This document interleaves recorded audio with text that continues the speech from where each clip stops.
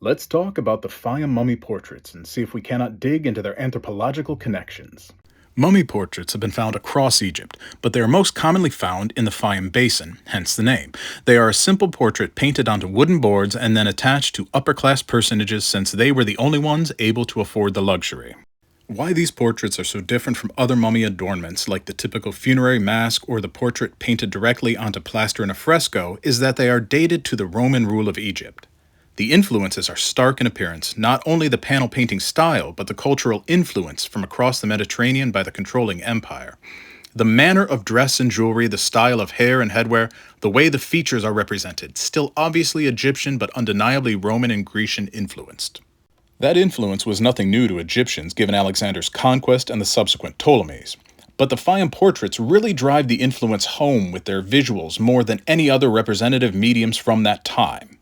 The talent of the artist is fascinating and impressive, with the use of either hot wax mixed with pigment or egg tempera applied to thin wooden boards of imported lime wood or native sycamore. The brushwork on some is masterful, others more impressionistic bordering on Picasso-like, though for these to have survived so well over those 2,000 years is quite miraculous. Why do it at all? Well, the Egyptians believed that the mummified body was the home for the spirit. If the body was destroyed, the spirit could be lost. The idea of a spirit was complex. It wasn't our modern ghostly Obi-Wan Kenobi. I may do a separate short on this because it is scholastically debatable whether the soul was composed of 9, 5, or 3 parts. For time, I'll cover 3. The Ka, Ba, and Ak. The Ka was a double of the person. It remained in the tomb, requiring the offerings there.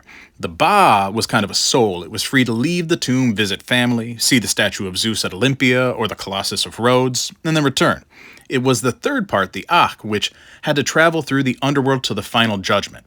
So how did that lucky traveling Ba know where to return? Well, that's where the portraits in all manner come in. My thoughts and opinions on the Fayum portraits. I really love these. I do. Not only for their detail in an age where that was a rarity, but the need for the detail and how that unites us. Think about it. The whole soul's need to identify the body aside. This is vanity. And man, can we ever identify with vanity in this day and age. The Fayum mummy portraits were the original profile pictures. I bet old Yusuf wasn't trolling for likes with his Fayum mummy portrait, but I guarantee he wanted to look good after he was gone. 2,000 years apart, but we can still feel that connection.